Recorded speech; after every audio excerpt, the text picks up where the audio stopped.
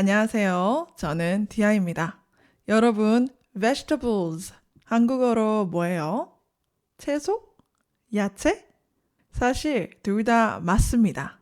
둘 다 사람이 먹기 위해 밭에서 기른 식물을 의미합니다. 그런데 왜 채소, 야채 두 가지 단어를 쓸까요? 그 이유를 알기 위해서 우리는 먼저 한자를 들여다보아야 합니다. 채소부터 살펴보도록 하겠습니다. 채소는 나물채자에 푸성귀소자를 씁니다. 이 푸성귀라는 단어는 옛날 말로 채소를 의미합니다. 그렇기 때문에 채소는 나물과 채소 정도로 이해할 수 있겠네요.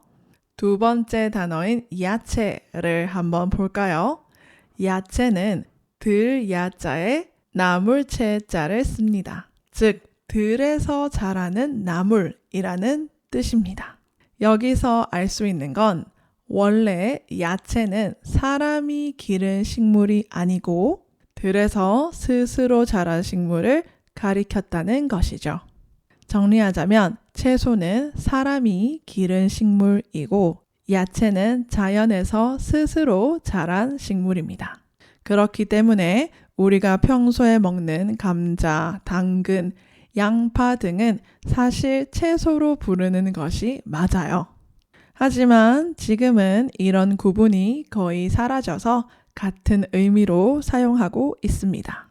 특히 음식 이름에는 야채가 더 자주 붙는 것 같아요. 야채 튀김, 야채 김밥, 야채 주스처럼요. 이번에는 한국 채소 이름에 붙는 재미있는 접두사 두 개를 살펴볼 텐데요. 첫 번째는 바로 양입니다. 이 양은 큰바다 양이라는 한자입니다. 이 한자가 가지고 있는 여러 가지 의미 중에 서양이라는 의미가 있어요. 그래서 채소 이름 앞에 양자를 붙이면 서양에서 들려온 채소라는 의미가 됩니다. 그래서 원래 있던 팥처럼 생겼지만 서양에서 들어왔기 때문에 양파라고 부르고 배추처럼 생겼지만 서양에서 들어왔기 때문에 양배추라고 부르고 송이버섯처럼 생겼지만 서양에서 들어왔기 때문에 양송이버섯이라고 부르는 것이죠. 그때 시절의 사람들을 생각하면 조금 귀엽지 않나요? 두 번째는 해입니다. 해는 그 해에 수확한 농작물을 의미합니다. 하지만 발음상 해라고 하지 않고 햇이라고 해요. 그래서 여러분들이 마트에서 햇감자, 햇고구마, 햇양파 등을 보면 올해 처음 수확한 작물이라는 것을 알 수 있습니다. 쌀의 경우에는 조금 특이한데요. 원래 햇쌀이라고 해야 하지만 햅쌀로 표기합니다.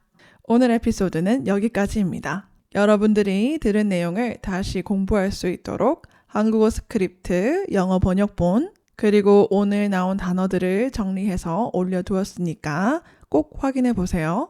그리고 오늘 새로 배운 단어들을 이용해서 여러분들이 문장을 만들어 보세요. 유튜브 댓글에 올려주시면 제가 확인해 보도록 하겠습니다. 저는 디아였습니다. 우리 모두 한국어 공부 화이팅!